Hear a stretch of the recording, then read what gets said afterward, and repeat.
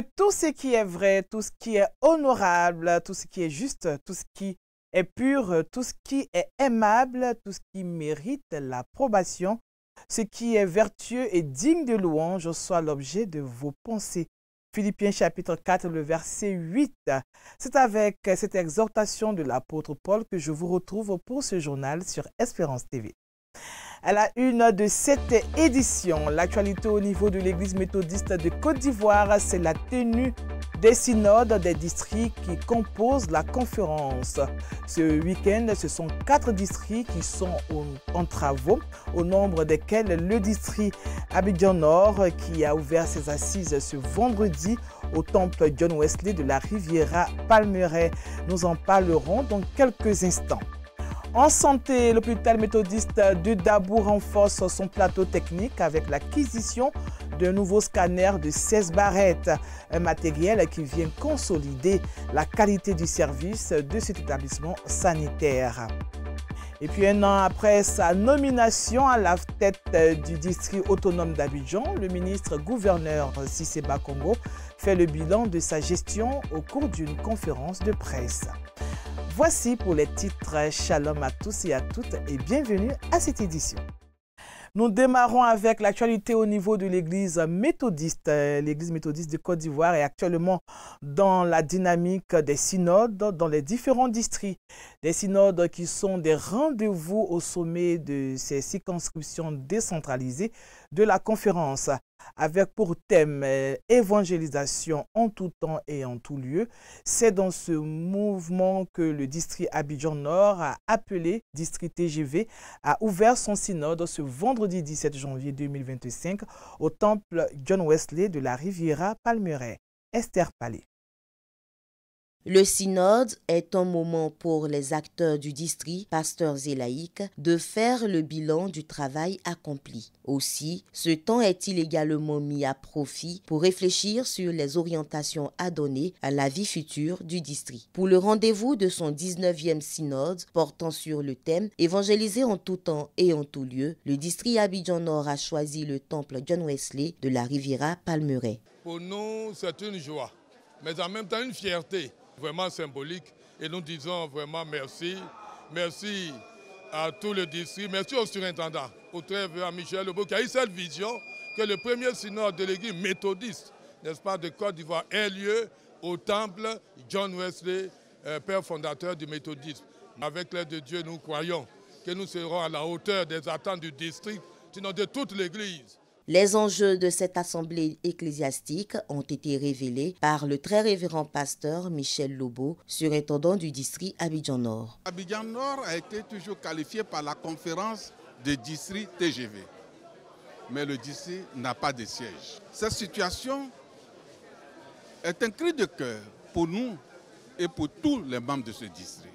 Ce synode doit pouvoir galvaniser tout le peuple de Dieu pour que tous nous puissions nous lever dans un même élan d'esprit et de cœur, amener nos bras, amener nos cœurs pour trouver les moyens et construire le siège du district, construire la résidence du surintendant. Et nous avons, avec nos cultes d'offrande pour achat de terrains, nous avons plusieurs chantiers, des temples en construction. Comme en un temps record, nous allons pouvoir parvenir à terminer ces chantiers-là. Ce sont les grands défis à relever, les enjeux dans lesquels nous allons engager tout le peuple de Dieu. 250 délégués venus des 4 circuits que compte ce district, à savoir Adjamé, Cocody, Bingerville et Angré, participent à ce 19e synode du district Abidjan Nord qui prend fin le 19 janvier 2025. À l'image du district Abidjan Nord, les districts d'Abobo, d'Adzopé, de Yamoussoukro organisent ce week-end du 17 au 19 janvier 2025 leur synode. Une année s'est écoulée, laissant place à une autre, et c'est avec joie qu'elle a été accueillie par les agents de Espérance TV qui ont manifesté leur gratitude à l'Éternel à travers un culte d'action de grâce au jubilé de Cocody. Ce fut un moment de partage. Esther Palais. Dès l'entame de l'année nouvelle, il convient de la confier aux soins du Seigneur pour les défis à venir. C'est ce qui a motivé le culte d'action de grâce organisé par les agents de Espérance TV, la télévision méthodiste, le jeudi 16 janvier 2025 au jubilé de Cocody. C'était en présence de Madame Dominique Talmas Taillero, directrice générale de la communication de l'Église méthodiste de Côte d'Ivoire, des responsables et acteurs des différents instruments de la communication de l'Église. Voici l'agneau de Dieu qui ôte le péché du monde. C'est le thème qui a été développé par le révérend pasteur Williams Ehua pour la circonstance. Jean était celui qui permettait à Jésus de grandir. Amen. Il ne se présente pas comme l'égal de Jésus. Pourtant, en âge, il est le grand frère et en termes d'activité, il est un précurseur. Bien-aimé, nous devons faire grandir les autres. Nous devons faire grandir nos collaborateurs. Nous devons faire grandir nos chefs. Nous devons faire grandir nos subalternes. Nous devons faire grandir ceux qui travaillent avec nous. Au nom du personnel de Espérance TV, le directeur Maxime Zobo a exprimé les vœux de santé et de succès dans le travail, tout en comptant sur le Seigneur. Merci beaucoup à tous pour ce moment que vous avez accepté de partager avec nous. Je voudrais vraiment, au nom de toute l'équipe que je conduis, donc à la tête d'Espérance TV, dire merci pour tout le soutien. Les défis sont énormes. Appliquons-nous. Que Dieu nous y aide. Amen. Pour sa part, la directrice générale de la communication a saisi l'occasion pour inviter tous les acteurs de la communication, chacun dans son domaine, à plus de professionnalisme dans la rigueur, la proactivité et la persévérance. Vous n'avez pas idée de ce que vous faites et de ce que vous apportez dans les maisons, dans les cœurs de plusieurs familles, de plusieurs personnes, qu'elles soient méthodistes ou non méthodistes. Chacun de nous est important dans le domaine dans lequel nous sommes. Il n'y a pas un dont le travail est plus important que l'autre. Demeurez dans la présence de Dieu. Restez dans la présence de Dieu. Elle va vous aider assurément à relever tous les défis. C'est dans une ambiance conviviale et chaleureuse que les agents se sont réjouis, tout en espérant que la nouvelle année sera favorable. La page santé de cette édition, l'hôpital méthodiste de Dabo renforce son plateau technique en vue d'améliorer la qualité de ses services et la prise en charge des patients. L'hôpital méthodiste de Dabo donc dispose désormais d'un nouveau scanner de 16 barrettes. En attendant l'inauguration de son tout nouveau bloc de radiologie prévu pour le 29 janvier prochain, nos équipes étaient sur le terrain pour toucher du doigt cet équipement. Raphaël Dompé et Lionel Nyaba. Afin de mieux desservir la population ivoirienne en soins, l'hôpital méthodiste de Dabo améliore son plateau technique par l'acquisition d'un appareil de scanner de 16 barrettes pour son nouveau bloc de radiologie. Une occasion pour la direction de l'hôpital de donner la possibilité aux praticiens du service d'imagerie médicale d'être efficaces dans le diagnostic et la prise en charge des patients de tout le Léboutou. C'est le seul scanner sur le littoral. On évite les évacuations pour des scanners à Abidjan. Plus on réduit le délai de diagnostic, on améliore par ricochet la prise en charge. Il revient à cet hôpital de travailler de plus en plus pour être un hôpital de référence, ce qu'il est depuis un bon moment, et évoluer vers un hôpital qui rehausse son niveau d'intervention. La salle du scanner comporte le gantrouille, la table à coucher du patient, l'injecteur de contraste, un ordinateur de commande, un générateur d'alimentation du scanner, des accumulateurs capables de produire de l'énergie en cas de coupure d'électricité. Tout ce matériel permet de fournir les meilleurs résultats, cela au grand bonheur du patient. Il y a des tubes dedans, mais il y a des barrettes qui sont comme des capteurs. Les images sur ces capteurs captent l'image et envoient à l'ordinateur et puis on peut analyser. Le scanner permet de voir sur beaucoup de plans. Ce scanner qui est de 16 barrettes permet de faire des coupes et de les programmer et de les analyser sur 3D. S'il y a une fracture que la radio simple ne peut pas voir, lui peut déceler ça. On arrive à diagnostiquer de manière efficiente toutes sortes de maladies. L'inauguration officielle de la salle de scanner est prévue le 29 janvier 2025. Depuis 1968, l'hôpital méthodiste de Dabo constitue l'un des fleurons du système de santé en Côte d'Ivoire et continue d'assurer des soins curatifs à la population de la région des Grands Ponts. Je vous l'annonçais en titre, après 365 jours passés à la tête du district autonome d'Abidjan, le ministre-gouverneur Cissé Ibrahim Bakongo a convié la presse nationale et internationale le jeudi 16 janvier 2025 pour faire le bilan de sa gestion et jeter les perspectives pour l'année 2025. Emmanuel Abalé, Lionel Nyaba.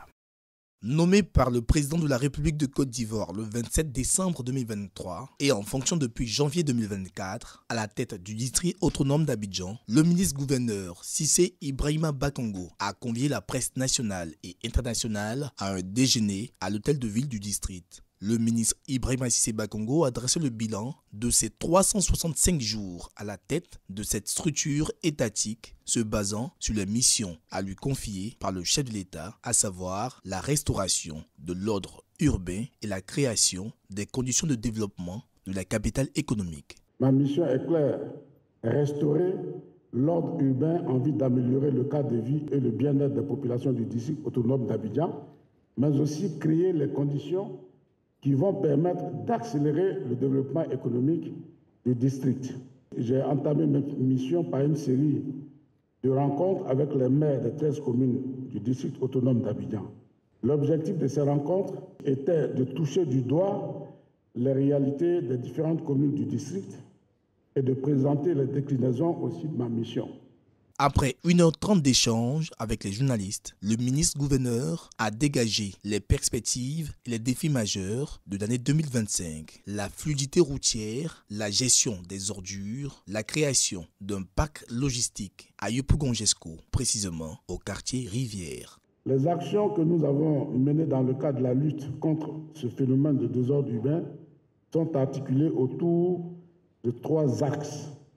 Le premier axe, c'est le traitement des zones à risque, dont la cartographie a été élaborée dans le cadre du plan Orsec par l'Office national de la protection civile. Ces zones incluent des sites exposés aux éboulements, aux inondations ou encore aux occupations anarchiques qui mettent en danger les populations et dégradent le cadre de vie. Alors, la gestion des espaces publics illégalement occupés, notamment par les commerces ambulants, les installations anarchiques et les gares routières. Et le troisième axe, c'est la libération des espaces et voies publiques par l'application des textes sur l'interdiction de la mendicité, du commerce ambulant et l'usage des charrettes à bras.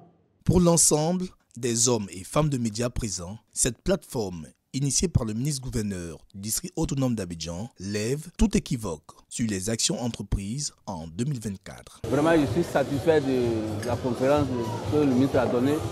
Il a répondu à toutes les questions. Vraiment, c'est un monsieur qui a vraiment le soutien vraiment dans ses actions. Merci au ministre-gouverneur qui nous a invités.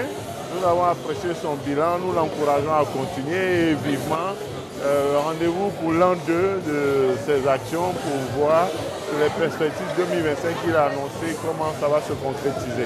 Engagé résolument à faire de la ville d'Abidjan un hub en Afrique de l'Ouest, M. Cissé Ibrahima Bakongo compte sur l'appui du chef de l'État et la collaboration des populations.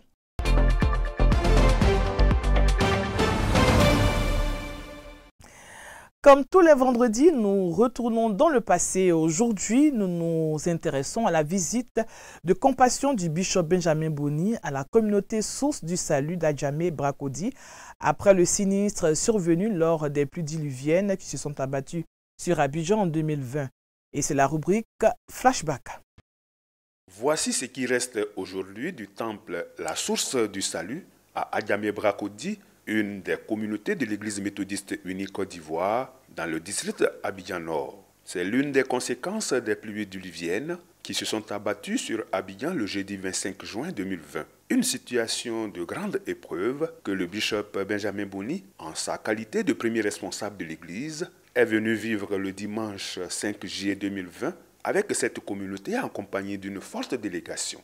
Le Seigneur sait ce qu'il fait. Le Seigneur, le Dieu de la source du salut, sait comment réhabiliter tout cela. Dieu a donc sa main sur son peuple. Son peuple passe par des moments de grande épreuve, mais n'oublions pas que Jésus-Christ a dit « Je suis avec vous tous les jours jusqu'à la fin du monde ». Dieu est donc avec le pasteur, le catéchiste, tout le conseil de l'Église, tous les fidèles, avec le premier responsable du district. Dieu est donc avec eux. Nous sommes avec eux par la grâce de Dieu.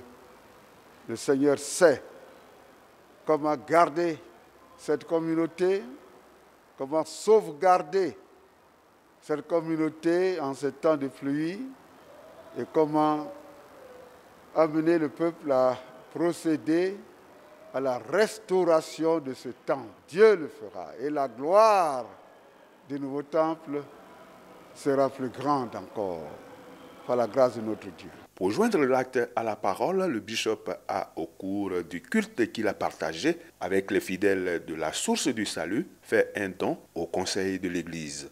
Nous sommes remplis d'émotions ce matin. Moi-même, je suis rempli d'émotions ce matin. Je sais quoi dire. Dieu est un Dieu qui console. Et nous voulons dire merci à toute la délégation qui s'est déplacée et qui est venue dire Yako à la source du salut. On entend dire des pasteurs méthodistes étant à Korogo, étant partout appelés pour s'informer si réellement ce qu'ils ont vu comme l'image est inférieure. Il dit oui, c'est inférieur. Il dit que pouvons-nous faire? Je pense que tout le monde est à l'écoute comment aider cette église à aller de l'avant.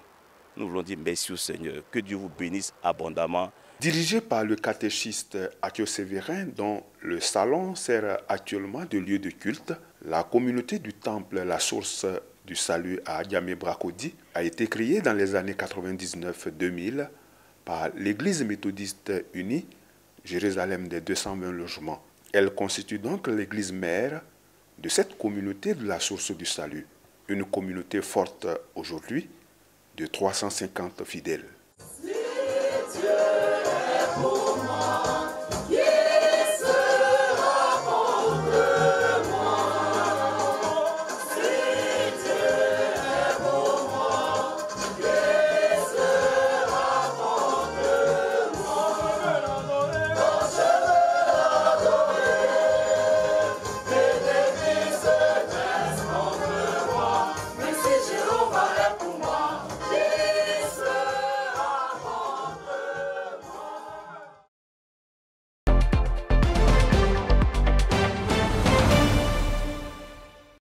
Ainsi s'achève ce journal. Merci pour votre aimable attention. Nous souhaitons bons travaux à tous les districts qui tiennent leur synode en ce moment. Que Dieu vous bénisse et je vous souhaite un très bon week-end. À bientôt.